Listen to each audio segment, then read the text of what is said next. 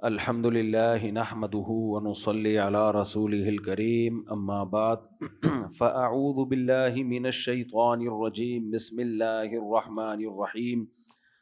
رمضان 2026 آج ہم نے 11واں پارہ پڑھا ہے جس میں ہم نے سورہ توبہ ختم کی ہے اور سورہ یونس مکمل پڑھی ہے۔ سورہ توبہ میں جو آج کی آیتیں ہیں ان میں غزوہ تبوک کا بیان ہے۔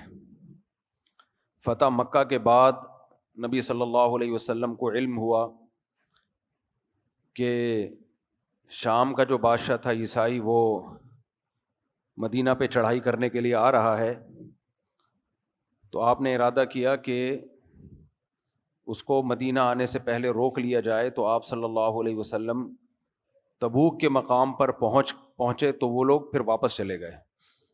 مدینہ سے تبوک بہت دور ہے، دیکھا ہوگا آپ نے، اور اس زمانے میں ریگستان اور اونٹوں کا راستہ اور گرمی کا موسم۔ صحیح بخاری صحیح مسلم میں اس کی تفصیل ہے کہ نبی صلی اللہ علیہ وسلم جب بھی کہیں جنگ ہونے والی ہوتی تھی تو آپ چھپاتے تھے، اس کو بتاتے نہیں تھے تاکہ دشمنوں تک اطلاع نہ پہنچ جائے۔ لیکن غزوہ تبوک میں آپ صلی اللہ علیہ وسلم نے پہلے بتا دیا سب کو، کیونکہ اس میں تیاری بہت کرنی تھی اور بہت مشکل لڑائی تھی یہ۔ تو اس میں بہت سارے لوگ بڑی آزمائشوں میں پڑے، اور جو منافق لوگ تھے انہوں نے بڑے بہانے کیے، کیونکہ ان پہ یہ لڑائی بہت زیادہ شاق گزر رہی تھی۔ یہ تھا کہ یہ تو بہت ہی مشکل لڑائی ہے۔ تو 3 صحابی تھے، حضرت کعب ابن مالک، مرارہ ابن ربی اور ہلال ابن امیہ الثقفی رضی اللہ عنہم۔ یہ 3 مخلص صحابی تھے، لیکن یہ بھی رہ گئے جنگ میں پیچھے، کیونکہ کعب ابن مالک کہتے ہیں میرے کھجوروں کے پکنے کا وقت تھا، باغ پہ پورے سال محنت کی تھی اور اب پھل کھانے کا ٹائم ہے، اور میں نے یہ بھی سوچا کہ میں کسی جنگ میں نبی سے کبھی پیچھے نہیں رہا، ہر جنگ میں لڑا ہوں، میں نبی کے ساتھ رہا ہوں میں، تو اگر ایک لڑائی میں نہیں گیا تو کیا ہو گیا۔ لیکن یہ لڑائی اتنی سخت تھی کہ قرآن نے کہا انفروا خفافا وثقالا، ہلکے ہو یا بوجھل ہو ہر حال میں نکلو اللہ کی راہ میں۔ تو یہ جو اسلام ہم تک پہنچا ہے نا، یہ گنڈیریاں کھا کے اور جلیبیاں کھا کے نہیں پہنچا۔ تو اسلام کو پہنچانے میں بھی محنت اور اسلام کی بقا میں بھی محنت، ہر فیلڈ میں مسلمان آگے بڑھے گا، اپنے دفاع میں بھی، سائنس میں بھی، ٹیکنالوجی میں بھی، تب جا کے اسلام کو دنیا میں غلبہ ملے گا۔ تو اسباب اختیار کرنا بہت ضروری ہے، بار بار میں بیانات میں یہ بات لے کر آتا ہوں۔ آج دیندار لوگ جو ہیں وہ اسباب نہیں اختیار کرتے اور اسباب سے نظر ہٹاتے ہیں۔ کامیابی کے جو دنیا میں اسباب ہیں وہ اختیار کرنے پڑیں گے آپ کو، اس کے بعد پھر اللہ کی مدد آئے گی۔ دیکھو نبی کو جب اطلاع ملی تو آپ صلی اللہ علیہ وسلم نے یہ نہیں سوچا کہ اب ہم کیا لڑتے ہی رہیں گے، ابھی مکہ فتح ہوا اور یہ لڑائی ہوئی، ابھی چھوڑو بیٹھ جاتے ہیں آرام سے۔ نہیں بھائی، ہم نے تو لڑنا ہے، اب تو مدینہ پہ حملہ ہو جائے گا، اور دشمن بہت طاقتور تھا اور جانا بہت دور۔ آپ میپ پہ سرچ کر لیں، میرا خیال ہے بائی روڈ ٹھیک ٹھاک لمبا سفر ہے مدینہ سے تبوک کا، سعودیہ کے دوسرے کنارے پر ہے تبوک۔ تو منافقین نے بڑے بہانے تراشے، نبی ان کو کچھ نہیں کہتے تھے، وہ آتے تھے میرا یہ مسئلہ ہے، میرا یہ مسئلہ ہے، آپ خاموشی اختیار کرتے۔ خیر آپ لڑائی میں چلے گئے، تو جب وہاں تبوک کے مقام پہ پہنچے تو آپ کو خیال آیا کہ کعب ابن مالک تو بڑے مخلص ہیں، ما فعل کعب ابن مالک، کعب ابن مالک کو کیا ہو گیا، وہ کیوں نہیں آئے؟ تو ایک صحابی نے عرض کیا یا رسول اللہ حبسہ برداہ والنظر فی عطفی، یا رسول اللہ اب ان کے پاس پیسہ آ گیا ہے اور دائیں بائیں دولت کے ڈھیر لگ گئے ہیں، اس چیز نے ان کو اللہ کے راستے میں نکلنے سے روک دیا، یعنی باغ واغ کٹ رہے ہیں اور پیسہ ویسا بہت آ گیا ہے، دائیں بائیں پیسہ ہے، تو اب تھوڑی قربانی دی جا سکتی ہے۔ تو دوسرے صحابی نے کہا بئس ما قلت ما وجدنا علیہ الا خیرا یا رسول اللہ۔ انہوں نے ان صحابی کو تنبیہ کی، آپ نے کعب ابن مالک کے بارے میں بہت بری بات کی ہے، یا رسول اللہ ہم نے کعب ابن مالک میں خیر کے سوا کچھ بھی نہیں دیکھا۔ کوئی واقعی ویلڈ ریزن ہوگی، ورنہ وہ اتنے مخلص ہیں، وہ نہیں رہ سکتے تھے پیچھے۔ خیر نبی نے خاموشی اختیار کی، وہ دشمن تو آیا ہی نہیں، وہ تو بھاگ گیا۔ تو تبوک سے پھر آپ صلی اللہ علیہ وسلم واپس آئے, یہ فتح ہوئی مسلمانوں کو. جب آپ واپس آئے مدینہ طیبہ میں تو آپ مسجد نبی میں تشریف فرما تھے. لوگ ملاقاتوں کے لیے آتے اور منافقین آتے اور جھوٹی جھوٹی قسمیں اٹھا کے کہتے واللہ یہ ہو گیا, اللہ کی قسم, خدا کی قسم. اور آپ صلی اللہ علیہ وسلم ان کے ظاہر کو قبول کر دیتے. وَوَكَّلَ سَرَائِرَهُمْ إِلَى اللَّهِ, اور اندر ان کے کیا ہے یہ کس کے حوالے کر دیتے؟ اللہ کے. اللہ خود ہی حساب لے گا. تو حضرت کعب بن مالک کہتے ہیں میرا جب نمبر آیا تو نبی صلی اللہ علیہ وسلم نے فرمایا کہ تم کیوں پیچھے رہ گئے؟ الم تکن قد ابتعت ظہرک, کیا تمہارے پاس سواری نہیں تھی ہمارے پاس ہمارے ساتھ چلنے کے لیے؟ تو حضرت کعب بن مالک کہتے ہیں کہ منافقین نے تو جھوٹ بول دیا تھا, تو مجھے بھی لوگ سمجھا رہے تھے کہ نبی کے سامنے جھوٹ بول دینا نبی کے غضب سے بچنے کے لیے. کہتے ہیں میں نے کہا میں سچ بولوں گا. تو میں نے کہا کہ یا رسول اللہ اتنا مالدار میں پہلے کبھی بھی نہیں تھا جتنا اس وقت تھا. تو میرے پاس سواری بھی تھی, سب کچھ تھا, بس مجھے میرے باغات نے پیچھے روک لیا. اور کہتے ہیں میرا ارادہ تھا جانے کا, لیکن میں یہ سوچتا تھا آج نہیں کل چلے جاؤں گا, پرسوں چلے جاؤں گا, میرے پاس تیز سواری ہوتے ہوتے میں رہ ہی گیا. کہتے ہیں آپ صلی اللہ علیہ وسلم غضبناک ہوئے اور فرمایا اما انت فقم حتی یقضی اللہ فیک, تم جاؤ اللہ تمہارے بارے میں فیصلہ کرے گا. کہتے ہیں میرے جو دو ساتھی تھے مرارہ ابن ربی اور ہلال ابن امیہ, انہوں نے بھی سچ بات کہہ دی, کوئی عذر نہیں تھا. نبی صلی اللہ علیہ وسلم نے حکم دیا تم تینوں جاؤ, تمہارے بارے میں کون فیصلہ کرے گا؟ اللہ. کہتے ہیں کہ پھر نبی صلی اللہ علیہ وسلم نے صحابہ کو حکم دیا کہ کوئی ان سے بات چیت نہ کرے. یہ جو ہمارے فوجی میدان میں لڑ رہے ہوتے ہیں نا, یہ آیتیں ان کے لیے بھی ہیں. مشکل میں اپنے ساتھیوں کو چھوڑ کے بھاگ جانا یہ اسلام میں بہت بڑا جرم ہے. میدان جنگ سے فرار اختیار کرنا یہ بہت بڑا جرم ہے. ہمارے ایسا ہوتا نہیں ہے, لیکن میں بتا رہا ہوں کہ اگر کوئی کرے تو یہ بہت بڑا جرم ہے. اتنی شدید وعیدیں سورت میں ان لوگوں پہ نازل ہوئی ہیں جو اس وقت میدان میں نہیں گئے, کیونکہ مشکل لڑائی تھی. تو یہ کسی فوج میں بھی ہو سکتا ہے, کسی اسلامی فوج کی بات کر رہا ہوں, غیر مسلموں کے لیے آیتیں تھوڑی ہیں کہ مشکل وقت میں جانے سے انکار کر دیا, یہ ہے فلانا ہے مسئلہ ہے. جب کوئی مشکل کام ہوتا ہے نا تو پھر دیکھو, تو جہاد میں جب ضرورت ہوگی نا تو اپنے ساتھیوں کو بھیج دینا, خود پیچھے رہ جانا, یہ بہت بڑے غضب کو دعوت دینے والی بات ہے. تو اللہ نے منافقین کو اتنا اس صورت میں ان کو جہنم کی وعیدیں سنائی ہیں. ان میں کچھ کہتے تھے وَمِنْهُمْ مَنْ یقول ایذن لی ولا تفتنی, ایک نے یہ بھی کہا کہ جب ہم وہاں جائیں گے تو رومیوں کی عورتیں خوبصورت ہوتی ہیں, مجھے خطرہ ہے کہ میں فتنے میں نہ پڑ جاؤں. تقوی کا جلال آیا ہوا تھا کہ بد نظری ہوگی اور ایسا نہ ہو زنا میں پڑ جاؤں. تو اتنے نیک ایسے ایسے بہانے ہوتے ہیں کہ پانی نہیں ملے گا, لوگ کہتے ہیں نا پانی نہیں ملے گا, تیمم سے نماز پڑھنی پڑے گی, تہجد قضا ہو جائے گی, یہ چیزیں چل رہی ہوتی ہیں. تو اللہ نے فرمایا الا فی الفتنۃ سقطوا, فتنے میں تو یہ کمبخت پڑ ہی گئے ہیں.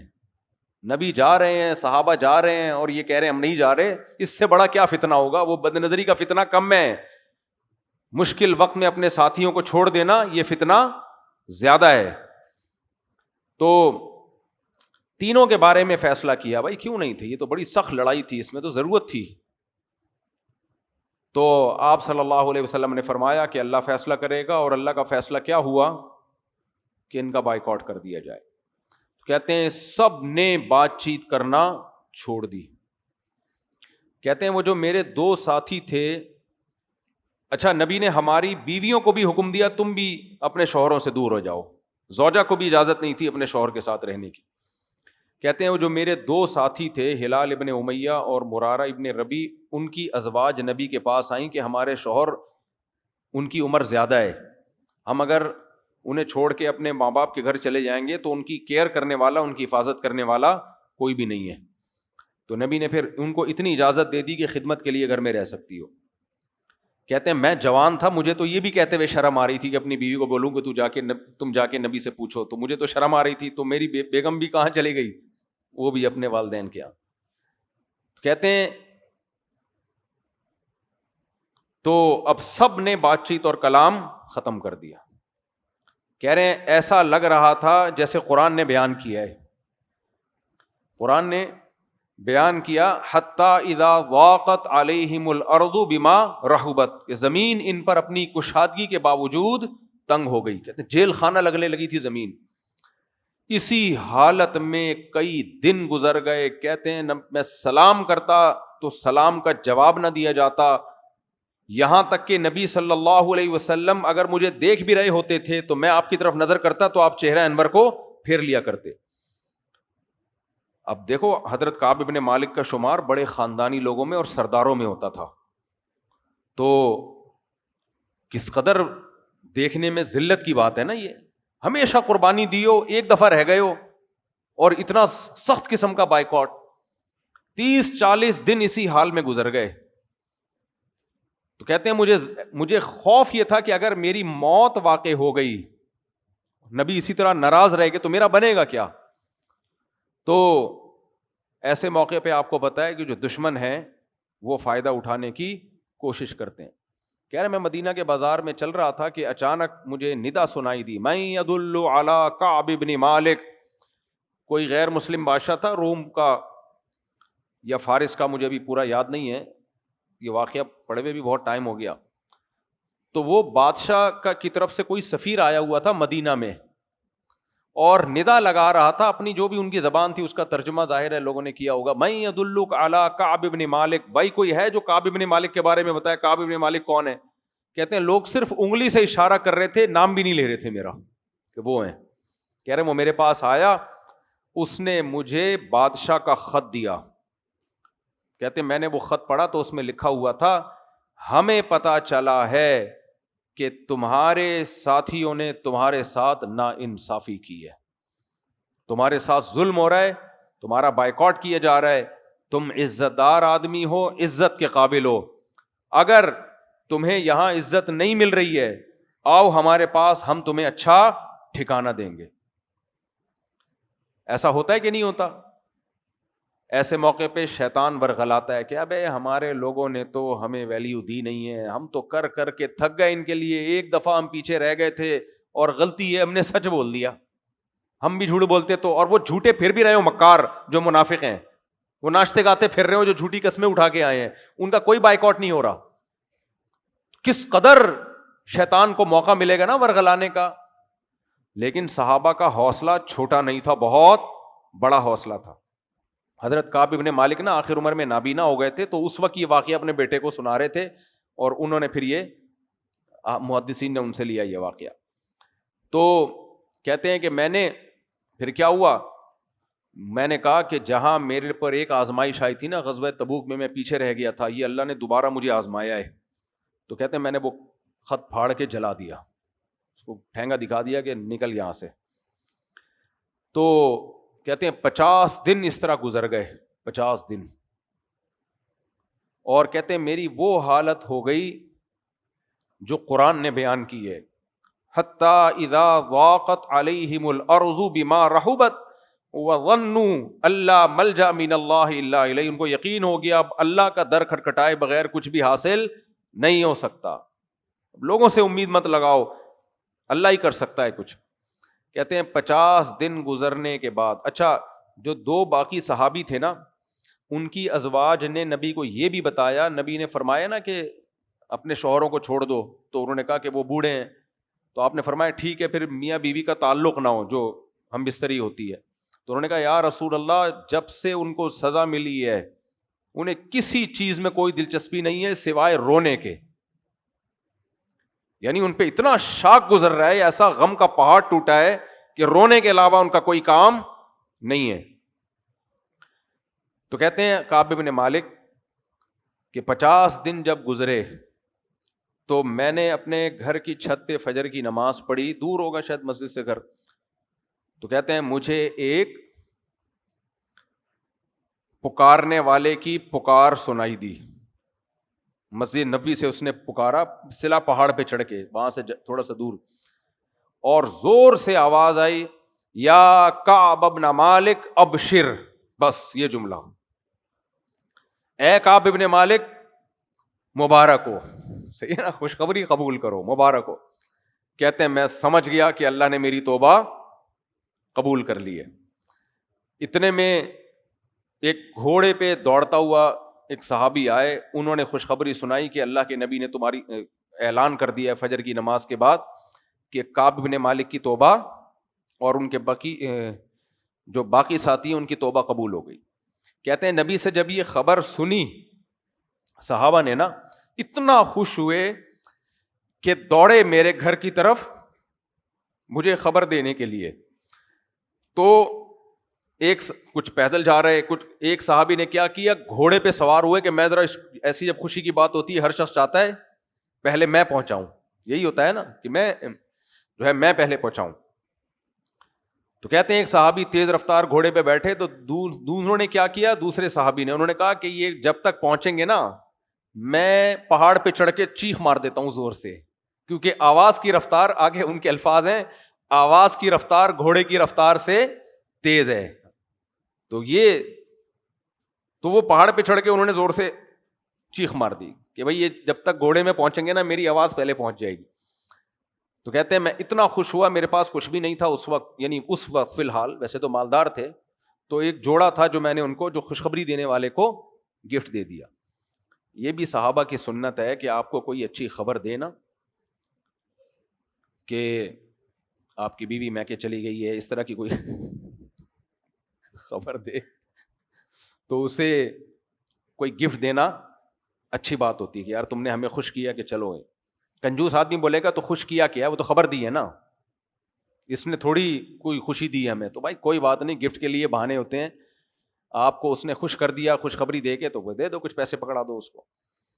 تو حضرت کعب ابن مالک کہتے ہیں میں فوراً مسجد نبی کی طرف چلا، تو میں نبی صلی اللہ علیہ وسلم کی خدمت میں آ کے بیٹھا، تو آپ صلی اللہ علیہ وسلم کا چہرہ خوشی سے ایسے چمک رہا تھا، اذا سر استنار وجہہ کأن وجہہ قطعۃ قمر، جیسے چاند کا ٹکڑا ہوتا ہے نا اس پہ چمک ہوتی ہے 14ویں کے چاند پہ، ایسے نبی صلی اللہ علیہ وسلم کے چہرے پر چمک تھی۔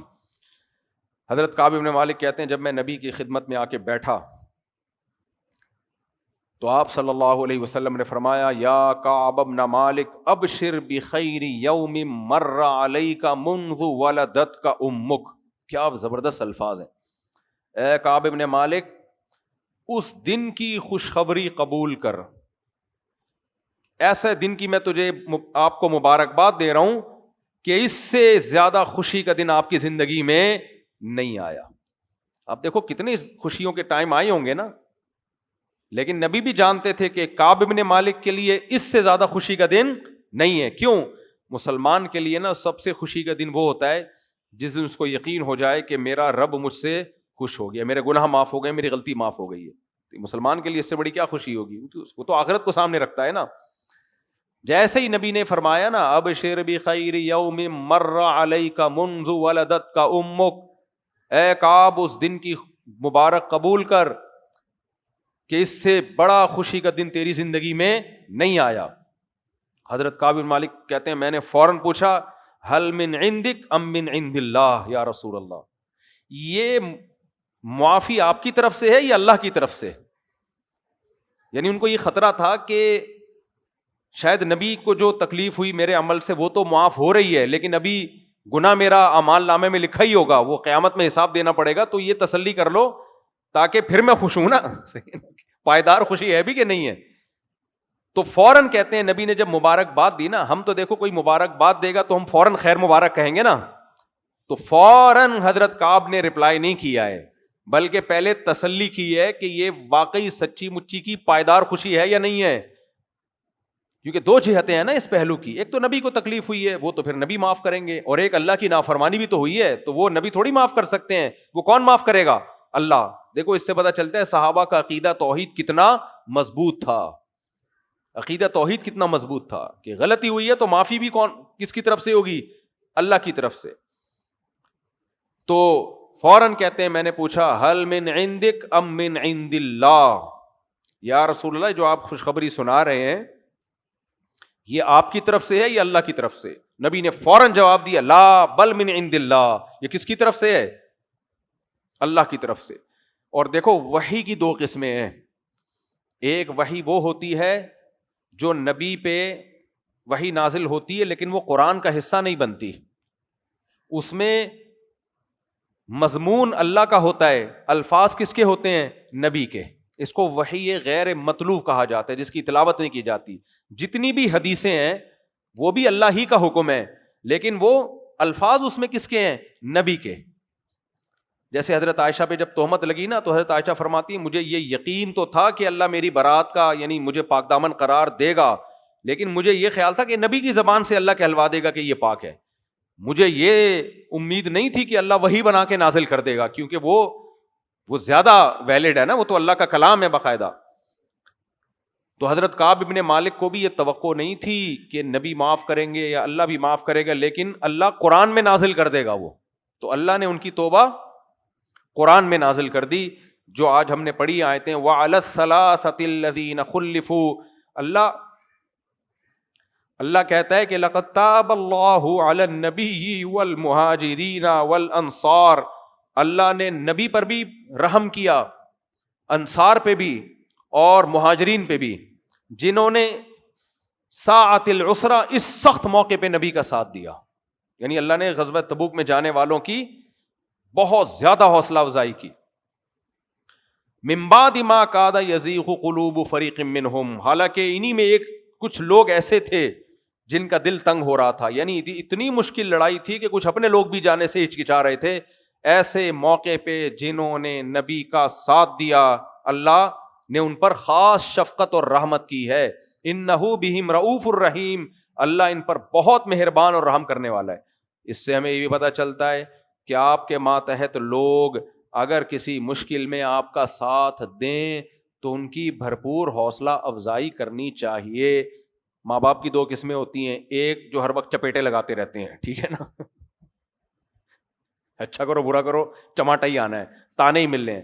دوسرے وہ جو ہر وقت حوصلہ افزائی ہی کرتے رہتے ہیں. دونوں ٹھیک نہیں ہے، بیلنس ہونا چاہیے. بچے کو اچھا کام کرے خوب حوصلہ افزائی کرو اس کی، اچھا نہ کرے تھوڑا سا تنبیہ کرو اس کو. خیر، تو یہ ہر جگہ لیڈر کا بھی یہی اصول ہے، ہر جگہ یہی اصول ہے. تو اللہ نے بہت حوصلہ افزائی کی. پھر اللہ نے فرمایا جو پیچھے رہ گئے تھے ان میں جو 3 تھے اللہ نے ان کی توبہ بھی قبول کی. حتیٰ وعلی الثلاثۃ الذین خلفوا. اور اللہ نے ان کی جب توبہ قبول کی نا تو یہ نہیں ان کے لیے کہا کہ اللہ نے ان 3 کی بھی توبہ قبول کی جو پیچھے رہ گئے تھے. اللہ کی عادت ہے جب توبہ قبول کرتا ہے پھر تانے نہیں دیتا. صحیح ہے نا، یہ اللہ کی عادت ہے. وعلی الثلاثۃ الذین خلفوا. ان کی بھی توبہ اللہ نے قبول کی جن کو پیچھے رکھا گیا. حالانکہ رہے تو وہ خود تھے، انہوں نے تو خود اعتراف کیا. کیا مطلب؟ خدا کی حکمت اور مصلحت تھی، ان کو توفیق ہی نہیں ملی. تو یہ اللہ نے گویا ان کی طرف نسبت نہیں کی. اللہ نے کہا بہت سارے سبق ہم نے سکھانے تھے کہ نیک لوگوں سے غلطیاں بھی ہوتی ہیں اور توبہ کر کے کیسا مقام ملتا ہے، تو ان کو ایک حکمت سے پیچھے رکھا گیا تھا. حالانکہ اگر توفیق کی بات کرتے ہیں تو بھائی پھر تو اچھے برے ہر عمل کی توفیق اللہ کی طرف سے ملتی ہے نا. اور اگر اپنے اختیار کی بات کریں تو وہ تو اپنے اختیار سے پیچھے رہے تھے اور خود انہوں نے اعتراف کیا. اس سے ہمیں پتہ چلتا ہے کہ الفاظ کی سلیکشن، جب آپ الفاظ یوز کر رہے ہو نا تو صرف اس کو نہیں دیکھا جاتا کہ آپ کی زبان سے نکلنے والے الفاظ حقیقت کے مطابق ہیں یا نہیں ہیں، بلکہ یہ بھی دیکھا جاتا ہے کہ اس الفاظ سے سوسائٹی پہ اثر کیا پڑے گا. اس لیے محتاط الفاظ استعمال کیا کرو، کیونکہ جب ایک کی توبہ قبول ہو گئی ہے تو پھر اس کو تانے مت دو. یہ بالکل ایسا ہی ہے جیسے جنات نے جب نبی کا کلام سنا تو انہوں نے کہا کہ انا لا ندری اشر ارید بمن فی الارض ام اراد بہم ربہم رشدا. کہ بھائی ہمارا اوپر جانے کا راستہ بند ہو گیا، آسمان سے وحی آ رہی ہے، اب ہمیں نہیں پتا کہ یہ جو ہم اوپر جانا ہمارا سلسلہ بند ہو گیا کہ زمین والوں کے ساتھ شر کا ارادہ کیا گیا ہے یا اللہ نے خیر کا ارادہ کیا ہے. اب دیکھو کلام یہ ہونا چاہیے تھا کہ ہمیں نہیں پتا اللہ اب زمین والوں کے ساتھ کوئی خیر کرنے والا ہے یا کچھ شر کرنے والا ہے، کچھ کام ہونے والا ہے، کیونکہ بڑا واقعہ ہوا ہے تو کچھ ہوگا. اب اچھا بھی ہو سکتا ہے برا بھی ہو سکتا ہے. لیکن اچھے کے لیے کیا الفاظ استعمال کیا؟ کیا الفاظ استعمال کیے کہ ہمیں نہیں پتا رب ان کے ساتھ اچھا کرے گا، تو آگے یہ کہنا چاہیے تھا ہمیں نہیں پتا رب ان کے ساتھ اچھا کرے گا یا رب ان کے ساتھ برا کرے گا. لیکن جنات میں کتنی تمیز ہے، آپ دیکھو آج کل انسانوں میں یہ تمیز نہیں ہے. جنات یا پھر یہ کہتے ہمیں نہیں پتا انسانوں کے ساتھ اچھا ہوگا یا برا ہوگا، نہ، بالکل کلام چینج ہے. کہہ رہے ہمیں نہیں پتا انسانوں کے ساتھ اچھا اللہ اچھا کرے گا یا ان کے ساتھ برائی یا ان کے ساتھ برا ہونے کا فیصلہ ہو چکا ہے. یعنی برائی کی نسبت اللہ کی طرف نہیں کر رہے. نہیں آئی سمجھ میں بات؟ بھائی اچھا کرتا برا کرتا یعنی شر دیتا وہ بھی کون دیتا؟ اللہ. لیکن جنات کو بھی اتنی تمیز ہے اسلام لانے کے بعد کہ برائی کی نسبت اللہ کی طرف نہیں کی جائے گی، اچھائی کی نسبت اللہ کی طرف کی جائے گی. اس کی ایک اور بڑی پیاری مثال ہے. نبی صلی اللہ علیہ وسلم نے فرمایا من کانت ہجرتہ الی اللہ ورسولہ، میں ہر خطبے میں یہ حدیث پڑھتا ہوں، فہجرتہ الی اللہ ورسولہ. بڑا مزہ آتا ہے، ہمارے حضرت تو بڑے مزے لے کے یہ حدیث سنایا کرتے تھے کہ دیکھو کیسا اس میں چاشنی ہے. نبی نے فرمایا جس نے ہجرت کی اللہ اور اس کے رسول کی طرف یعنی ان کی رضا کے لیے، فہجرتہ الی اللہ ورسولہ، تو اس کی ہجرت اللہ اور رسول ہی کی طرف کہلائے گی. آگے الفاظ ہیں ومن کانت ہجرتہ لدنیا او امرأۃ ینکحھا، اور جس نے دنیا کی خاطر ہجرت کی. جب اللہ رسول کہہ رہے ہجرت کر لو تو نہیں کر رہے، بلکہ ایک عورت نے کسی کو پیشکش کر دی تھی تم مدینہ ہجرت کر کے آؤ تو میں تم سے شادی کر لوں گی، تو انہوں نے ہجرت کر لی. صحیح ہے نا؟ ویسے نہیں کر رہے تھے وہ.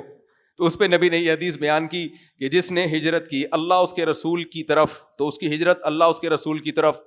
ومن کانت ہجرتہ لدنیا یصیبھا او امرأۃ ینکحھا، اور جس نے کسی عورت سے شادی کے چکر میں شادی کے لیے ہجرت کی ہے یا دنیا کے لیے کی ہے، فہجرتہ الی ما ہاجر الیہ، تو جدھر کے لیے کی ہے ادھر ہی ہو گئی اس کی ہجرت. نہیں آئی سمجھ میں بات؟ دیکھو کلام کیا ہے، جس نے اللہ رسول کے لیے ہجرت کی تو ہونا یہ چاہیے تھا کہ اس نے ادھر ہی ہجرت کی جدھر کی، اور جس نے عورت یا دنیا کے لیے کی تو اس نے بھی ادھر ہی کی جدھر کی. ایسے ہوتا، یا پھر یوں ہوتا کہ جس نے اللہ رسول کے لیے ہجرت کی اس نے اللہ رسول ہی کے لیے ہجرت کی، جس نے عورت یا دنیا کے لیے کی تو اس نے عورت یا دنیا کے لیے کی. یوں ہوتا، ایسا نہیں ہے. جب اللہ رسول کی بات آئی تو اللہ رسول کو ریپیٹ کیا گیا ہے. جس نے اللہ رسول کے لیے ہجرت کی اس نے ہجرت واقعی اللہ اور اس کے رسول کے لیے کی ہے. جس نے دنیا یا عورت کے لیے کی ہے تو نبی نے وہ دوبارہ لفظ ریپیٹ کرنا بھی گوارا نہیں کیا، ادھر ہی کی ادھر ہی کی ہے اس نے. صحیح ہے؟ نہیں آ رہی سمجھ میں بات؟ تم لوگ کو نہیں آئے گی سمجھ. اس کے لیے یہ پولیس بھی نہیں سمجھا سکتی یہ بات. اس کا تعلق ہوتا ہے ذوق سے. ذوق سمجھ میں آ رہی ہے بات؟ باذوق بنو گے، اللہ رسول کی محبت ہوگی تو سمجھ میں آئے گی. تو اللہ رسول کا لفظ میٹھا ہے، ہمارے نبی نے اس کو دہرایا. اور عورت یا دنیا جب اللہ کی رضا کے خلاف ہو تو پھر یہ کڑوا لفظ ہے. تو ہمارے نبی نے اپنے کلام میں اس کو ریپیٹ کرنا بھی مناسب نہیں سمجھا کہ پہلی دفعہ تو ضرورت کی وجہ سے بول دیا، دوبارہ اتنے اہتمام کے ساتھ اس کو عزت دینے کی کیا ضرورت ہے کہ یعنی جس نے ہجرت کی تو عورت ہی کی طرف کی ہے اس نے. نہ جس نے ہجرت کی جدھر کی ہے ادھر ہی کی ہے. دوبارہ ہم اس کا نام بولو نہیں لیتے. تو اس لیے الفاظ جو ہے نا وہ تھوڑا سا تمیز سے یوز کرنے چاہیے. اس لیے میں یوز کا لفظ یوز کرتا ہوں، استعمال تھوڑا سا گھڑا ہو جاتا ہے. خیر، تو یہاں بھی ایسا ہی ہے. جنات نے بھی ایسا ہی کلام کیا، کہنے لگے کہ بھائی دیکھو ہمیں نہیں پتا اللہ نے اس زمین کے ساتھ اچھائی کا ارادہ کیا ہے یا اس زمین والوں کے ساتھ برائی کا ارادہ کر لیا گیا ہے. پیسو وائز لے کر آئے. تو یہ اٹ از کالڈ تمیز. تو بڑوں کے ساتھ بھی اسی اسٹائل میں بات کرنا چاہیے. ہم جب مدرسے میں تھے تو ہمارے ٹیچر کوئی بات سمجھا رہے تو ہمیں بعض دفعہ سمجھ میں نہیں آتی تو ہم نے ایک دن اپنے بڑے استاد سے میں نے کہا کہ آپ سمجھا نہیں پا رہے ہیں. تو میرے کلاس فیلو تھے، انہوں نے بولا کہ بڑے کو یہ نہیں بولتے کہ آپ سمجھا نہیں پا رہے ہو، یہ بولے میں سمجھ نہیں پا رہا ہوں. حالانکہ اصل چاہے وہ سمجھا ہی نہ پا رہے ہو پھر بھی نسبت کس کی طرف کرو؟ نسبت یہی کرو کہ مجھے میں نہیں سمجھ پا رہا ہوں. تو مجھے ایسا جملہ یاد رہا کہ کہیں بھی اب ہوتا ہے تو میں کہتا ہوں بھائی میں سمجھ نہیں پایا آپ کی بات کیا کہہ رہے ہو. حالانکہ مجھے پتا ہوتا ہے یہ کمبخت سمجھا ہی نہیں پا رہا ہے، اس کو خود نہیں سمجھ میں آ رہا کہ بعض لوگ ایسے بول رہے ہوتے ہیں. ہمارے حضرت کے پاس نا کچھ لوگ آتے ہیں، کچھ بات سمجھاتے کوئی علمی مجلس کی تحقیق ہوتی تو حضرت نے فرمایا کہ پہلے آپ یہ کنفرم کریں کہ آپ جو کچھ کہہ رہے ہیں وہ خود آپ کو بھی سمجھ میں آ رہا ہے. بعض دفعہ انسان کا خود کلیئر نہیں ہوتا. ابھی میں تراویح پر ویڈیو بیان انشاءاللہ ریکارڈ کروانے والا ہوں, تو کچھ اسکالرز پہ ریئیکشن بھی ریکارڈ کرواؤں گا, اور میں اس میں بتاؤں گا کہ کچھ اسکالر جن کے ملین میں گئے ہیں, ان کی باتوں سے لگتا ہے ان کو خود بھی تراویح کا مسئلہ اب تک سمجھ میں نہیں آیا کہ 8 ہیں 20 ہیں, اصل کیا ہے اس میں, خود کنفیوز ہے دعووں میں, متضاد ہیں ان کے دعوے. تو جب خود ہی سمجھ میں نہیں آ رہا تو دوسرے کو کیا سمجھاؤ گے, پینترے بدلتے ہیں وہ. تو خیر, تو یہاں بھی ایسا ہی ہے, اللہ نے توبہ قبول کر لی تو اللہ نے یہ نہیں فرمایا وَعَلَى الثَّلَاثَةِ, ان لوگوں کی بھی توبہ قبول کی جو پیچھے رہ گئے تھے, بلکہ فرمایا خُلِّفُوا, جن کو کسی حکمت سے پیچھے رکھا گیا تھا, یعنی کہ تقدیر میں یہ تھا, کوئی حکمت تھی. تو حَتَّى إِذَا ضَاقَتْ عَلَيْهِمُ الْأَرْضُ بِمَا رَحُبَتْ, یہاں تک کہ جس زمین ان پر تنگ ہو گئی, تو وَضَاقَتْ عَلَيْهِمْ أَنفُسُهُمْ, خود اپنی جانیں انہیں بوجھ لگنے لگی, اپنی جان ان کو بوجھ لگنے لگی. تو اللہ نے کیا کیا, فرمایا ثم تاب علیہم, اللہ نے ان کی توبہ قبول کی. ان اللہ هو التواب الرحیم, اللہ توبہ قبول کرنے والا ہے. اور یہ بھی فرمایا یا ایھا الذین آمنوا اتقوا اللہ وکونوا مع الصادقین, ایمان والو اللہ سے ڈرو اور سچے لوگوں میں ہو جاؤ. تو ان کو سچ کی وجہ سے اللہ نے نجات دی. سچ میں وقتی طور پہ آدمی پھنس جاتا ہے لیکن بعد میں نکل جاتا ہے, اور جھوٹ جو بولتا ہے نا وہ ساری زندگی پھر جھوٹ ہی بولتا رہتا ہے. ایک جھوٹ کو چھپانے کے لیے کتنے جھوٹ بولنے پڑتے ہیں, یہ مشہور ہے نا, ایک جھوٹ کو چھپانے کے لیے 100 جھوٹ بولتا رہے گا, بولتا ہی رہے گا جھوٹ. تو حضرت کعب ابن مالک کہتے ہیں کہ نبی کے چہرے پہ ایسے خوشی تھی جیسے چاند کا ٹکڑا, اور جب نبی نے فرمایا کہ تمہیں مبارک ہو, تو کہتے ہیں میں نے کہا یا رسول اللہ یہ آپ کی طرف سے اللہ کی طرف سے؟ فرمایا لا بل من عند اللہ, یہ کس کی طرف سے ہے؟ اللہ کی طرف سے. یہ نبی کی تواضع بھی تھی. آپ کو یہ بات سن کے غصہ نہیں آیا کہ میں جب کہہ رہا ہوں تو اب تمہیں یہ پوچھنے کی کیا ضرورت ہے کہ اللہ کی طرف سے ہے یا نہیں ہے؟ تو یہ اللہ کی طرف سے, آپ نے خوشی خوشی بتایا ان کی تسلی کے لیے. تو حضرت کعب بن مالک کہتے ہیں میں نے فوراً کہا یا رسول اللہ یہ مال ہے جس کی وجہ سے میں جہاد سے پیچھے رہا. وَإِنَّ مِن تَوْبَتِي أَنْ أَنْخَلِعَ مِن مَالِي صَدَقَةً إِلَى اللَّهِ وَرَسُولِهِ, میری توبہ کی اب تکمیل یہ ہے, کمپلیٹ توبہ میں اس کو مانوں گا کہ سارا مال یہ اللہ کے راستے میں صدقہ, یہ آپ کے حوالے ہے. سمجھ میں آ رہی ہے بات کہ نہیں آ رہی؟ کتنی بڑی قربانی دیکھو کہ سارا مال یہ فی سبیل اللہ. آپ نے فرمایا نہیں, سارا مال صدقہ مت کرو, کچھ کر دو, کچھ اپنے پاس رکھو, زندگی گزارنے کے لیے ضروری ہے یہ. نبی نے صرف حضرت ابو بکر صدیق کا سارا مال قبول کیا ہے, باقی ہمیں روایت میں نہیں ملتا کسی اور صحابی کا سارا مال آپ نے کبھی قبول کیا ہو. تو وجہ اس کی یہ کہ توکل کا معیار ہر ایک کا دوسرے سے مختلف. پھر گھر والوں میں توکل ہے یا نہیں ہے, آپ میں ہے, پتہ چلا گھر والے کہہ رہے ہیں کہ بھائی آپ کی توبہ کی وجہ سے ہمیں کیوں بھوکا رکھا ہوا ہے. اس لیے نبی نے سارا مال قبول نہیں کیا. حضرت کعب ابن مالک کہتے ہیں کہ میں نے پھر اللہ سے یہ عزم کیا, اللہ تو نے مجھے سچ کی وجہ سے بچایا ہے تو میں زندگی میں کبھی جھوٹ نہیں بولوں گا. تو کہتے ہیں پھر اس سچ کی وجہ سے مجھ پہ بڑی آزمائشیں آئی ہیں, لیکن میں نے کبھی, صحابہ ویسے بھی جھوٹ نہیں بولتے تھے, جھوٹ کا مطلب ان کا یہ ہوتا تھا گول مول بات, توریہ ہوتا ہے نا, بات کو گھما دینا, بس کلیئر بات. صحابہ نبی کی نصیحت پہ ایسے عمل کرتے تھے کہ صحابی کو نبی نے کہا کہ استغنا سکھائے نا, کہ کسی سے کچھ مانگنا نہیں. ان کی حالت یہ ہو گئی تھی, گھوڑے پہ بیٹھے ہوتے تھے اور لاٹھی گر جاتی تھی, وہ بھی نہیں کسی سے کہتے تھے اٹھا کے دو. صحابہ نبی صلی اللہ علیہ وسلم کی بات کو بہت زیادہ اہمیت, وہ خود گھوڑے سے اٹھتے اٹھاتے, اتنی خودداری تھی. اور آج دین نام بن گیا اپاہج, جتنا پوستی ہوگا نا بیٹھے بیٹھے سارے کام اس کے ہوتے رہیں. دفتروں میں جا کے دیکھو, ٹھیک ہے ملازمین سے کام لو, لیکن کم وقت تو کولر کے پاس سے چل کے آ رہا ہے نا, تو لے لینا پانی. نہیں آئی سمجھ میں بات؟ دیکھو خدمت کے لیے ملازم رکھا ہے, اس سے کام لیں, رکھا اسی سلسلے میں ہے, لیں کام. کیسا کام لیں اس سے؟ آپ بیٹھ گئے, پانی پینا بھول گئے, آپ نے کہا یار ذرا میں آفس کے کام میں ہوں, بیٹا پانی لے آؤ, بیٹا چائے لے آؤ, سمجھ میں آتا ہے. ایک ہے آپ کو پیاس لگ رہی ہے, ایسے بھی لوگ ڈھیٹ لوگ ہیں, کولر بھی سامنے, گلاس بھی سامنے, بٹن دبانا ہے, پانی نکالنا ہے, ایسے قرآن رکھا ہوا. ورنہ میں ابھی وہ ایک قسم کی گالی تھی جو آ رہی تھی میرے ذہن میں. ایسے بھی لوگ ہیں حلال خور, حلال کو آپ الٹا کر لینا, ٹھیک ہے نا. ایسے بھی حلال خور, آئندہ میں کسی کو حلالی بولوں نا تو اس کی تشریح مجھ سے پوچھ لینا کہ کیا واقعی حلالی مراد ہے یا اس کو الٹ کر کے میں گالی منہ سے نکالنا نہیں چاہ رہا. تو وہ حلالی پن جو آیا تھا نا, جب سے کیا حلالی پن لگایا ہوا ہے, اس وقت سے پھر میں نے یہ ٹرم ایجاد کی ہے. تو وہ ایسا حلالی پن کرتے ہیں کہ کولر ہے, بٹن دبانا ہے, پانی نکالنا ہے, پیاس بھی لگ رہی ہے, نہیں, اٹھ کے جائیں گے, کرسی پہ بیٹھیں گے, پھر ملازم سے کہیں گے پانی لے کر آؤ. یہ بدتمیزی ہے, یہ حلالی پن ہے, یہ کیا ہے, یہ اپاہج پن ہے. اتنا نہیں ہو, یہ ٹھیک نہیں ہے. شوہر کے لیے بھی بیوی کو ایسے کہنا ٹھیک نہیں ہے. آپ پانی کے پاس بیٹھے ہوئے ہو, پانی نکال کے پی جاؤ یار. نہیں پیے گا, میں نے ایسے میاں بھی دیکھے ہیں مارکیٹ میں, پانی سامنے رکھا ہے, پی لینا, ادھر جا کے بیٹھے گا, بیگم سے بولے گا پانی لے کر آؤ. اس طرح تو باندیوں کے ساتھ سلوک نہیں ہوتا بھائی.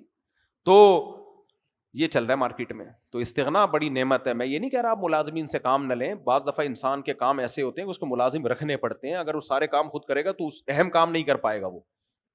لیکن اس کا مطلب کیا ہوتا ہے اس کو سمجھنا چاہیے. اس کا مطلب روپ جھاڑنا نہیں ہے. اور اچھا, یہ بھی ایک بڑی مصیبت ہے. بعض لوگوں کے یہاں اصول ہے کہ ملازم کھڑا رہتا ہے, آنے کے بعد یوں کھڑا رہے گا. یہ بھی غلط ہے, یہ غیر مسلموں کا طریقہ ہے. کوئی بھی آپ کی خدمت کے لیے ملازم, اس کو بٹھاؤ, بولے یہاں بیٹھ جاؤ, جب کام ہوگا تو بتا دوں گا. یہ سر پہ کھڑے رہنا جو ہے حدیث میں منع ہے یہ, اور علماء نے لکھا ہے یہ عجمیوں کا طریقہ رہا ہے ہمیشہ سے. تو کھڑے ہونے پر پابندی نہیں ہے, کسی کے اکرام میں آپ عزت کے لیے, رسپیکٹ دینے کے لیے کھڑے ہو سکتے ہیں. قوموا لسیدکم, حدیث میں آتا ہے سردار آیا ان کے لیے کھڑے ہو جاؤ. لیکن کھڑے رہنا کیا ہے, بت بن کے نہیں کھڑے ہوتے ایسے سامنے. اور پھر جو سامنے بیٹھا ہوا ہے, جو سیٹ ہے, اس کے طبیعت پہ بوجھ نہیں ہوتی یہ چیز کہ ایک بندہ تمہارے لیے کھڑا ہوا ہے یار, تکلیف میں ہے, تو خود بھی آدمی ڈسٹرب ہوتا ہے مینٹلی. اس کو بٹھا دو, بیٹا بیٹھ جاؤ یہاں پہ. مولانا تھانوی رحمۃ اللہ کے پاس کوئی آ کے کھڑا رہتا تھا نا, وہ غصہ ہوتے تھے اس کے اوپر. ایک دن کوئی آیا, جگہ نہیں مل رہی تھی, انہوں نے کہا مٹکا الٹا کر اس کے اوپر بیٹھ جا. مٹکے کا مٹکا رکھا ہوا تھا, بولا الٹا کرو, یہی کرسی ہے اسی کے اوپر بیٹھ جاؤ. لیکن وہ اس پہ بہت ناراض ہوتے ہیں کہ سر پہ کوئی کھڑا رہے. آگے چلتے ہیں ہم جلدی سے, بس اس کو مکمل کرتے ہیں.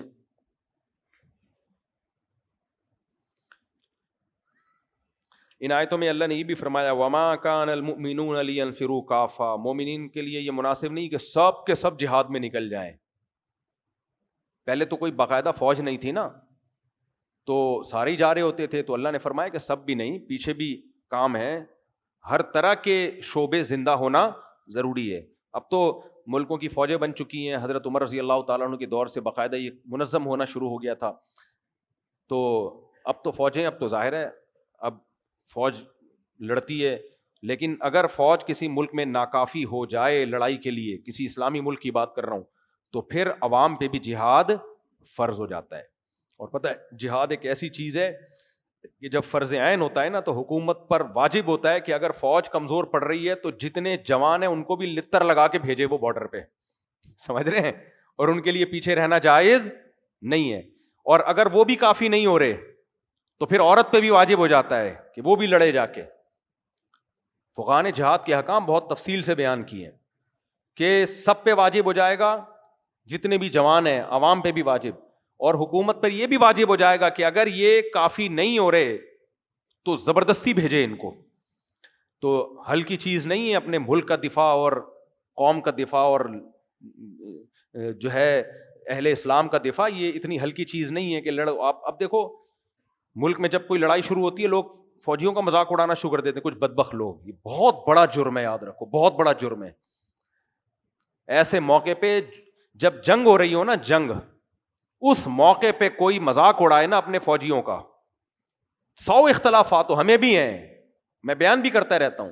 جنگ کے موقع پہ کوئی صحافی ایسی بات کر رہا ہے جس سے نیگیٹیوٹی پھیل رہی ہے, سمجھ لو یہ ملک کا غدار ہے. ایسے میں تو حق بھی چھپا لیا جاتا ہے, حق بھی چھپا لیا جاتا ہے. اس میں حق اور باطل نہیں دیکھا جاتا, اس میں یہ دیکھا جاتا ہے کہ کون سا ایسا کام ہے جس سے بارڈر میں لڑنے والے فوجیوں کے حوصلے پست ہوں گے. کوئی بھی ایسی بات کی جائے, ایسے میں حق بھی چھپا دیا جاتا ہے. اگر کسی کی غلطی ہے اس کو بھی پردہ ڈال دیا جائے گا. مثال کے طور پر کوئی کمانڈر میدان میں کھڑا ہوا فوجیوں کو حکم دے رہا ہے کہ آگے جاؤ, کوئی دوسرا آ کے بولتا ہے بھائی ایک کمانڈر تو 2 نمبر آدمی ہے. یار اب کہنے کی کیا ضرورت ہے, اس کا مطلب یہ ہو کہ آپ امیر کی اطاعت اس کے دل میں اس کا جذبہ کم کر رہے ہو تو یہ تو ڈی موٹیویٹ ہوں گے، یار ہمیں 2 نمبر آدمی کی اطاعت ہم کر رہے ہیں. بھائی اس موقع پہ جب جنگ ہوتی ہے، ایمرجنسی ہوتی ہے، اس میں سب نے مل کے فوجیوں کا حوصلہ بڑھانا ہوتا ہے اور سب نے متحد ہو کے دشمن کا مقابلہ کرنا ہوتا ہے. چاہے سوشل میڈیا پہ کریں، چاہے میدان جنگ میں، بھائی سارے اختلافات ایک طرف، لیکن ہم اپنے ملک کے ساتھ ہیں. سوال ہی پیدا نہیں ہوتا کہ ہم جب انڈیا نے اٹیک کیا تھا تو بڑا اچھا ایک لوگوں میں جو مخالفین بھی تھے وہ بھی حامی ہونا شروع ہو گئے تھے، لیکن کچھ بدبخت ایسے خبیث تھے وہ آخری دن تک مخالفت کرتے رہے ہیں ہماری فورسز کی. خود ہی لڑیں، ہم تو نہیں لڑیں گے، انہی کا کیا کرتا ہے، اس طرح کی بکواسات کر رہے تھے. لیکن جب ادھر سے میزائل داغے گئے ہیں اور پاکستان کو فتح ہوئی ہے تو پھر آ گئے واپس پلٹ گئے نا. یہ منافقین کا یہی ہے، لا الہ ہؤلاء ولا الہ ہؤلاء. تو اس لیے میرے بھائی لڑائی میں جو ہے نا متحد ہو جایا کرو اور یہ کوشش کیا کرو یار ہمیں بھی موقع ملے بارڈر پہ جانے کا.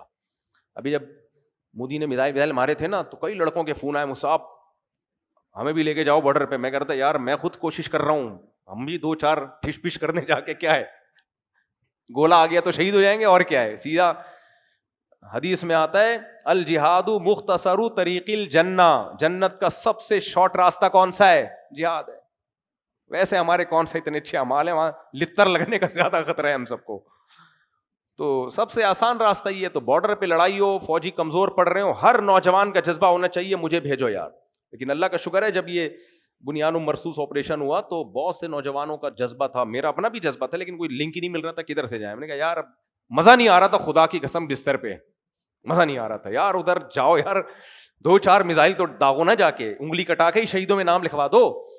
تو ایسے موقع پہ یہ جذبہ ہونا چاہیے. یہ بےغیرت قسم کے جو صحافی بکواسات کر رہے ہیں نا، ان کی مت سنو. اس موقع پہ کچھ بےغیرت صحافی ہیں، وہ گند ہی ان کے منہ سے ہمیشہ گوں ہی نکلے گا. باقی جب جنگ ختم ہو جائے پھر لڑو آپس میں. وہ تو ہم لڑ رہے ہیں، اللہ کا بڑا فضل ہے، سیاسی لڑائیاں بھی ہوں گی وغیرہ وغیرہ بھی ہوگا، تو پھر لڑو آپس میں. دشمن کے سامنے کیا ہے ایک. اور یہ جو لڑائیاں ہو رہی ہیں نا، یہ ان لڑائیوں کے پیچھے اسرائیل اور انڈیا ہے. سمجھ میں آ رہی ہے بات؟ کیونکہ پاکستان ایک واحد ایٹامک طاقت رہ گئی ہے، وہ کبھی بھی سامنے سے آئے تو مار کھائی نا، تو اب دائیں بائیں سے آ رہے ہیں وہ. تو یہ اس لڑائی کو آپ یہ نہ سمجھو کہ یہ افضل جہاد نہیں ہے، یہ بہت بڑا جہاد ہے. کیونکہ یہ لڑائی جن سے ہو رہی ہے وہ اسرائیل اور اصل میں انڈیا کی لڑائی ہے. یہ وہ دونوں مل کے ہم سے لڑ رہے ہیں، کیونکہ پاکستان ایک واحد طاقت رہ گئی ہے. انہوں نے اس ملک کی واٹ لگانی ہے تاکہ کباب میں جو سب سے بڑی ہڈی ہے وہ سائڈ پہ ہو جائے. تو اس لیے جذبہ پیدا کرو اپنے اندر. ایسے موقع پہ تو یہ تو متحد ہونے کا بہترین موقع ہے. خیر جلدی سے میں ختم کرتا ہوں درس کو. ساری آج جہاد کی آیتیں، اللہ نے اتنی آیتیں بیان کی ہیں ایسا زبردست.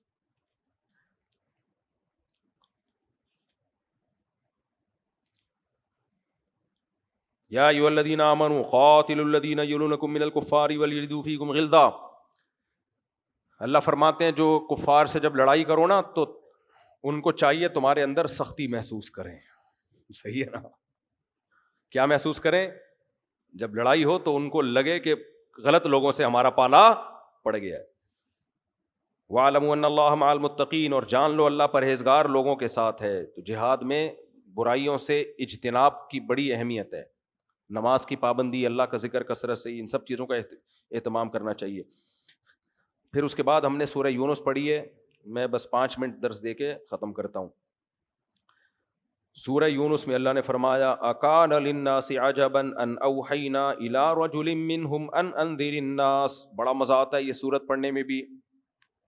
اللہ فرماتے ہیں لوگوں کو اس پہ تعجب ہو رہا ہے کہ ہم نے انہی میں سے کسی کو پیغمبر بنا دیا اور ان کے ذمے لگایا کہ لوگوں کو اللہ کے عذاب سے ڈرائیں. وبشر الذین آمنوا، اور ایمان والوں کو خوشخبری سنا دیں کہ ان کے لیے اللہ کے پاس بہت اچھا ٹھکانہ ہے. پھر اللہ نے اپنی قدرت بیان کی. اللہ کہتے ہیں قال الکافرون ان ھذا لساحر مبین. بجائے اس کے کہ ان کی بات کو مانتے، کافر الٹا کہنے لگے معاذ اللہ یہ جادوگر ہیں. محمد صلی اللہ علیہ وسلم کیا ہیں؟ جادوگر. حالانکہ جادوگروں کے ایسے حالات نہیں ہوتے، ایسی پاکیزہ تعلیمات نہیں ہوتی. پھر اللہ کہتا ہے یہ کیسے جادوگر ہیں، ان کی تعلیمات تو دیکھو، یہ تمہیں خدا کی طرف بلا رہے ہیں. کون رب؟ ان ربکم اللہ الذی خلق السماوات والارض فی ستۃ ایام، جس نے 6 دنوں میں آسمانوں اور زمین کو پیدا کیا. یہ 6 دن، یہ والے 6 دن مراد ہیں یا کوئی اللہ کے ہو سکتا ہے 6 ارب سال ہوں اللہ کے 6 دن؟ تو اس کے بارے میں ہمیں قرآن و سنت میں تفصیل نہیں ملتی.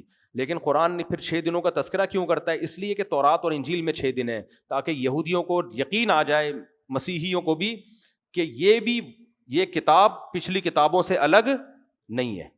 اگر الگ مدت بیان کی ہوتی، وہ کہتے ہیں ہماری کتابوں میں کچھ اور، تو یہ اللہ کا کلام تو ہو نہیں سکتا کہ ہماری کتاب میں اللہ کوئی اور مدت بیان کر رہا ہے اور ادھر کوئی اور. باقی 6 دن سے کون سے 6 دن ہیں یہ اللہ ہی بہتر جانتا ہے. بھائی اللہ کی 6 دنوں سے کیا مراد ہے؟ یہی 6 دن بھی ہو سکتے ہیں، کچھ اور 6 دن بھی ہو سکتے ہیں، یہ اللہ ہی بہتر جانتا ہے. آخرت میں ہم اللہ میاں سے پوچھ لیں گے تو اللہ خود بتا دے گا. تو آگے اللہ تعالیٰ فرماتے ہیں ثم استوى علی العرش یدبر الامر، معاملات کی تدبیریں کرتا ہے. اور هو الذی جعل الشمس ضیاء والقمر نورا، سورج کو اس نے کیسا چمکتا ہوا بنایا، چاند کو اس نے نور بنایا.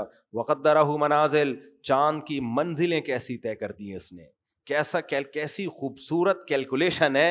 گھٹتے گھٹتے کھجور کی ٹہنی کے برابر، پھر مارکیٹ سے شارٹ، پھر دوبارہ نمودار ہو کے ہوتے ہوتے پورا گول 29-30. فرمایا قدرہ منازل، اس کی منزلیں طے کر دیں. لتعلموا عدد السنین والحساب، تاکہ تمہیں سالوں کا حساب پتہ چل جائے. یہ کیسے؟ آپ کہہ سکتے ہو یہ تو ہمیں شمسی کیلنڈر سے. دیکھو یہ جو سورج کا سال جب مکمل ہوتا ہے، یہ تو بہت بعد میں ایجاد ہوا ہے نا، یہ تو ماہر فلکیات کی کیلکولیشن ہے. چاند ایک ایسا کیلنڈر ہے پوری دنیا میں، یعنی اس کو چینج نہیں کیا جا سکتا. پوری دنیا میں مسلم ہے، پوری دنیا اس کو دیکھ رہی ہوتی ہے کہ یہ اس سال کا کون سا چاند ہے، اور چاند کو دیکھ کے پتہ چل جاتا ہے آج تاریخ کیا ہے. تو چاند کی جو اوتھینٹسٹی ہے نا، جو اس پہ اعتماد ہے، وہ 100% ہے. یہ جو انگریزی سال ہے نا، یہ بھی ٹھیک ہے، یہ اللہ، سورج بھی اللہ نہیں بنایا ہوا ہے، اس کی بھی اللہ نے منزلیں طے کی ہیں، لیکن اس میں صدیوں پہلے گھپلے ہوئے ہیں. یہ خود ماہر فلکیات، جو اس تاریخ کے ماہر ہیں وہ بتاتے ہیں، کیونکہ یہ کیلکولیشن یہ ہر ایک کو نہیں پتہ چل رہا ہوتا ہے نا دیکھ کے. تو اس میں جنوری کا مہینہ آگے کر دیا، فروری کا مہینہ آگے کر دیا، یہ دھاندلیاں ہوتی رہی ہیں. لہذا ہم جب کہتے ہیں نا سیدنا عیسیٰ ابن مریم کو جب سے آسمان پہ اٹھایا تھا، اس وقت سے اس کی کیلکولیشن ہوتی ہے نا. تو ہم جب کہتے ہیں نا کہ حضرت عیسیٰ علیہ الصلوۃ والسلام کو آسمان پہ اٹھائے ہوئے 2025 سال ہو چکے ہیں، یہ 26واں سال ہے، تو اس میں یہ 100% یقینی طور پہ نہیں کہا جا سکتا، کیونکہ بیچ میں بادشاہوں نے اس میں گڑبڑیں کی ہیں. بہت زیادہ فرق نہیں ہے لیکن گڑبڑیں ہوئی ہیں. لیکن جب ہم کہتے ہیں کہ یہ 1447 ہجری ہے، نبی کو ہجرت کیے ہوئے 1447 سال ہو گئے، یہ اتنی رائٹ کیلکولیشن ہے کہ اس میں غلطی کا امکان ممکن ہی نہیں ہے. کیونکہ نبی نے جب ہجرت کی تھی اس کے بعد سے سب چاند دیکھ رہے ہیں، تو اس میں غلطی نہیں ہو سکتی نا. یہ ہو نہیں سکتا کہ محرم کو کوئی سفر کہہ دے، سفر کو کوئی محرم کہہ دے، کیونکہ تو نظر آ رہا ہے نا. تو اس لیے اللہ فرماتے ہیں ہم نے چاند کی منزلیں طے کر دیں. آگے اللہ فرماتے ہیں ما خلق اللہ ذلک الا بالحق، اللہ نے یہ سب کچھ ناحق پیدا نہیں کیا، اس میں کوئی حکمت ہے. حکمت کیا ہے؟ تمہیں آزما رہا ہے کہ تم اس کا شکر ادا کرتے ہو کہ نہیں کرتے. پھر اللہ نے اپنی بہت قدرتیں، 2 آیتیں میں بس پڑھ کے درس ختم کرتا ہوں. اللہ فرماتے ہیں وَإِذَا مَسَّ الْإِنسَانَ الضُّرُّ دَعَانَا لِجَنبِهِ أَوْ قَائِمًا أَوْ قَاعِدًا أَوْ قَائِمًا، جب انسان کو مصیبت پہنچتی ہے تو پھر ہمیں یاد کرتا ہے، بیٹھے ہوئے بھی، لیٹے ہوئے بھی، چلتے ہوئے بھی اللہ اللہ کرتا رہے گا. اے اللہ ڈاکٹر نے کہہ دیا کہ مجھے کینسر ہے، مرنے والا ہوں، اے اللہ تو ہی بچائے گا. تکلیفوں میں ہوتا ہے تو کون یاد آتا ہے؟ اللہ. ملحد بیچارے اس سے محروم ہیں، وہ تکلیف میں بھی اللہ کو یاد نہیں کرتے. تو عام کافر تکلیف میں اللہ کو یاد کرتا ہے، چاہے وہ بھگوان کہہ دے، چاہے وہ گاڈ کہہ دے، کچھ بھی کہہ دے، لیکن جو کریٹر ہے اس کو یاد کرتا ہے.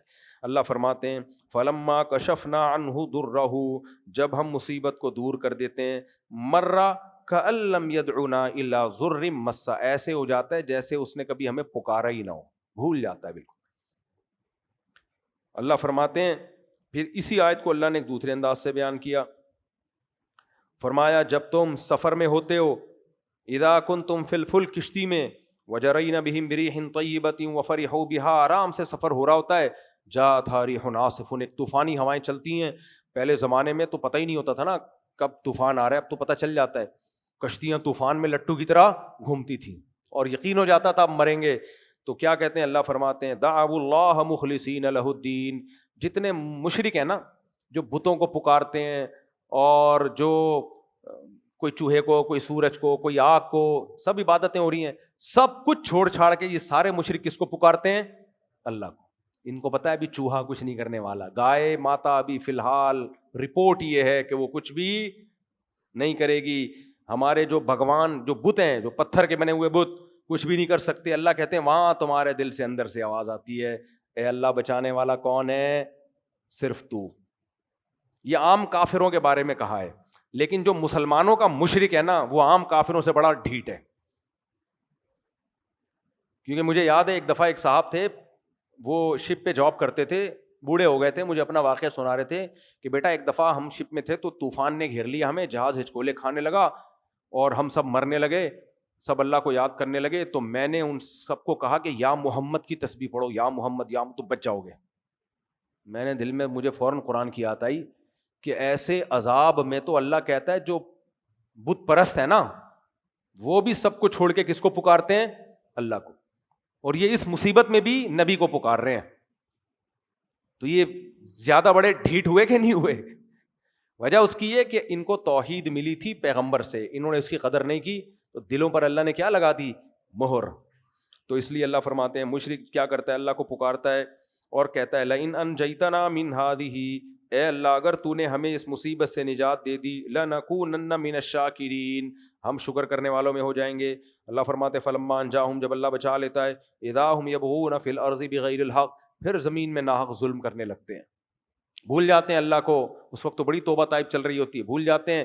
اللہ نے دھمکی دی یا ایھا الناس انما بغیکم علی انفسکم، اے لوگو جو تم بغاوتیں کر رہے ہو، سرکشی کر رہے ہو، یہ تمہارے خلاف جائے گی. یہ نہ ہو کہ ہم نے معاذ اللہ اللہ تعالیٰ کو جو ہے دھوکہ دے دیا. ہم نے اللہ سے کہا تھا ہمیں بچا لے، ہم تیرے بن کے رہیں گے، اللہ نے بچا لی، ہم تو نہیں بن رہے. تو اللہ کہتے ہیں یہ سب کس کے خلاف جا رہا ہے؟ تمہارے خلاف جا رہا ہے. اور جو تم دنیا میں مزے اڑا رہے ہو، عذاب نہیں آ رہا عہد شکنی پہ، تو کوئی بات نہیں.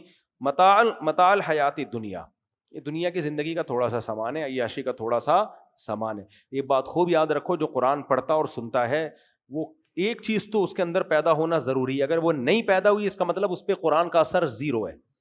کسی کی دولت کو دیکھ کے رشک آنا، کاش میں بھی ایسا ہوتا، یہ اس کی علامت ہے آپ نے قرآن سے کچھ بھی نہیں سیکھا. کیونکہ قرآن یہ لفظ بہت ریپیٹ کرتا ہے، متاع الحیات دنیا، دنیاوی زندگی کا تھوڑا سا سامان. میں بہت نالائق آدمیوں کے نیک بھی شاید نہ ہوں، میں ہو سکتا ہوں بھی، کچھ کہہ نہیں سکتے اس بارے میں، کنفرم نہیں ہے. لیکن اگر میں سرٹیفائڈ نیک ہوتا تو کنفرم ہوتا. تو میرے کوئی ایسے بزرگوں والے اعمال نہیں ہیں، نالائق آدمی ہوں. لیکن ایک چیز اللہ نے میرے اندر پیدا کی ہے، کبھی کسی کی دولت، گاڑی، بنگلہ، اس کا شاہی پروٹوکول دیکھ کے مجھے کبھی بھی یہ اللہ کا فضل ہے جیلسی نہیں ہوئی یا رشک نہیں آیا کہ کاش میرے پاس بھی ایسا پیسہ ہو. کیونکہ یہ استحضار رہتا ہے کہ چند ٹکے ہیں، تھوڑے دنوں میں ختم. اب تو ٹکا ہی بڑھ گیا ہے، مثال ہی صحیح نہیں دی جاتی، پاکستانی کرنسی سے ٹکا زیادہ مہنگا ہو گیا. تو مطلب مزہ ٹکے بولنے میں ہی آتا ہے، اب کیا کریں، زبان پہ وہی مثال چڑھی ہوئی ہے. تو ہمیں تو یہ دیکھنا مزہ کس میں آ رہا ہے. تو چند ٹکے ہیں، یہ ہزار ہزار گز کے بنگلے ہیں، گاڑیاں ہیں، ٹھیک ہے، حسد بھی نہیں ہوتا کہ یار یہ کیوں ہے اس کے پاس، نہ رشک آتا ہے کہ میرے پاس کیوں نہیں ہے. کھلونے ہیں، جھنجھنے، سمجھ رہے ہو کیا ہے یہ؟ جھنجھنے. بس صحیح ہے، جھنجھنے اللہ نے کھیلنے کے لیے دیا ہے. تھوڑے دن میں بھی مرے گا، پتہ بھی نہیں مرتا کیسے ہے. ہارٹ اٹیک ہوتا ہے دھڑام سے نیچے، چل بھائی 3 دن تک بیوی ایسے روتی، ہائے ہائے ہائے، ایسا لگ رہا ہے جیسے تیرا ہی میاں مرا ہے، باقی اس سے پہلے تو کسی کا میاں کبھی گیا ہی نہیں. اور 3-4 دن کے بعد دیکھو، جہاں سے ڈرامہ چھوڑا تھا وہیں سے شروع ہوگا. یہ بھی یاد رہتا ہے کہ جب میاں کی ڈیتھ کی خبر آئی ہے تو کون سا ڈرامہ چل رہا تھا اور کہاں تک پہنچا تھا. وہ 3-4 دن کے لیے یا بہت زیادہ کوئی نیک ہوگی عدت کے دوران نہیں دیکھے گی، اس کے بعد جہاں سے ڈرامہ چھوڑا تھا وہیں سے شروع ہو جاتا ہے. بچے بھول جاتے ہیں، گھر میں ایسے حصے بخیے بھول جاتے ہیں، ہمارے باپ کی اتنی محنت تھی، باپ کو بھی بھول جاتے ہیں. بہت ہی کم ہوتے ہیں جو ساری زندگی دعاؤں میں یاد رکھتے ہیں ابا کو، اماں کو یا ابا کو. یہ ہے چند ٹکے، اس پہ کیا رش کرنا یار. اس لیے اللہ نعمت دے دے اچھی بات ہے, اللہ ہم سب کو غربت اور مہنگائی سے بچائے, خوشیوں کی زندگی دے, مل جائے ٹھیک ہے, نہیں ملے تو بھی کیا ہے. اس لیے رشک آنا کہ یہ لوگ مجھے دکھا رہے ہوتے ہیں نا, بھی وہ ایک واقعہ بہت دفعہ سنا چکا ہوں, وہ سنا کے وہ آج کے موقع سے دوبارہ سنا دیتا ہوں. میں لاہور میں تھا تو ایک سیٹھ صاحب کا مجھے تعارف کروا رہے تھے ہمارے دوست, بلکہ دوست ہاں وہ لاہور ہی کے دوست تھے, کہ یہ سیٹھ صاحب ہیں ماشاء اللہ, ان کی یہ دکانیں ہیں, یہ ان کا بزنس ہے. میں دعائیں دے رہا تھا, ماشاء اللہ جی بڑی خوشی ہوئی, بہت بڑا ہوٹل ان کا نا, اور یہ بلڈنگ بھی ان کی ہے, یہ بلڈنگ بھی ان کی ہے, یہ بلڈنگ بھی ان کی ہے. میں نے کہا ماشاء اللہ ماشاء اللہ. تو وہ سیٹھ صاحب بھی ذرا عقیدت محبت میں لوگ علماء کو بتاتے ہیں تاکہ دعائیں ملیں, تو میں بھی دعائیں دے رہا تھا, اللہ اور برکت دے جی, نظر بد سے بچائے. جب بہت زیادہ ہو گیا نا, یہ گاڑیاں بھی ان کی ہیں, یہ بھی ان کا ہے, یہ بھی ان کا ہے, تو وہ تھے بھی 50-55 سال کے, وہ جو سیٹھ صاحب تھے. میں نے پوچھا بیویاں کتنی ہیں, تو انہوں نے کہا ایک. میں نے کہا کوئی فائدہ نہیں. اچھا یہ میں نے کہا اور میں نکل لیا. میں نے تو بڑے آرام سے ایسے کہا, میں نے کہا کچھ بھی نہیں. تو میرے ساتھ ایک جامعہ کے استاذ تھے, وہ جو ہنسے ہیں نا, وہ 2 مہینے تک ہنستے رہے ہیں, حالانکہ ان کو ہنسانا دنیا کا سب سے مشکل کام ہے. آپ کبھی ان سے ملو, آپ کو لگے گا انہوں نے ہنسنے کے علاوہ دنیا میں ہنسنے کے علاوہ سارے کام کیے, ہنسے نہیں, اتنے سیریس آدمی ہیں. لیکن وہ جو ہنسے ہیں نا, 2 مہینے تک ہنستے رہے. کہتے ہیں جب مجھے بستر پہ لیٹے ہوئے یاد آتا ہے میں ہنس پڑتا ہوں. تو میں نے کہا ایسا کیا اس پہ؟ کہہ رہے آپ کے اسٹائل پہ مجھے ہنسی آئی ہے, اسٹائل پہ ہنسی آئی ہے. میں نے کہا کیسے؟ کہہ رہے ہیں وہ بیچارہ سیٹھ صاحب کے فضائل سنا سنا کے آدھا ہو گیا, اتنا بڑا بنگلہ, اتنی بڑی گاڑی, اتنے بڑی یہ وہ فلانا, اور آپ پہ میں دیکھ رہا ہوں کوئی اثر ہی نہیں ہو رہا, اور آخر میں آپ نے اس کی بیچارے کی 2 ٹکے کی کر دی. شادیاں کتنی, ایک, کوئی فائدہ. اس سے بہتر ہے رکشا چلاتے, بیویاں کتنی رکھتے, کیا خیال ہے؟ بیوی 4 رکھ لیتے یار, رکشا چلا لیتے. خیر اللہ ان کو اور دے, میرا مقصد کسی پہ طنز کرنا نہیں ہے. تو کہہ رہے وہ جو آپ نے اسٹائل نا, کہ لگا مجھے اندازہ ہوا کہ اس کی اتنی دولت کا آپ کی صحت پہ کوئی اثر نہیں پڑا, اور بیچارہ جو اسٹائل آپ نے مارا, پھر مجھے احساس ہوا کہ انسلٹ نہ محسوس کریں, تو ایک دم چپ بھی ہو گیا. میں نے بریک بھی لگا دی, بس یہ کہ کچھ پھر کیا فائدہ, بس یہ کہ میں آگے نکل لیا. ایسا نہ ہو سیٹھ صاحب کو غصہ آ جائے کہ ابے تو ہماری تو نے 2 ٹکے کی چھوڑی نہیں ہے. تو خیر, تو اس لیے میرے بھائی یہ دنیا ہے, یہ کیا ہے؟ مسافر خانہ ہے. قرآن کہتا ہے متاع الحیات دنیا, بغاوتیں کر لو, تھوڑے دنوں کا سامان ہے. زرداری صاحب بھی قبر میں جائیں گے, کیا خیال ہے؟ اور سارے جتنے شرفاء ہیں, شریف کی جمع شرفاء آتی ہے, سب کہاں جائیں گے بولو؟ قبر میں. آفیسر بھی, ٹماٹر والا بھی, رکشے والا بھی. تو چند دنوں کے کھیل ہیں, اچھا مل جائے, اچھی زندگی گزر جائے, شکر ہے اللہ کا. لیکن یہ ایسا نہیں ہے کہ اس پہ رالیں ٹپکانا شروع کر دو, ہائے ہائے ہائے ہائے ہائے میرے پاس تو پیسے ہی نہیں ہے, اس طرح کی باتیں ہر وقت منہ سے ناشکری کے جملے, یہ اچھے نہیں لگتے. اللہ تعالیٰ ہمیں سمجھنے کی, عمل کی توفیق عطا فرمائے. وعلینا الا البلاغ.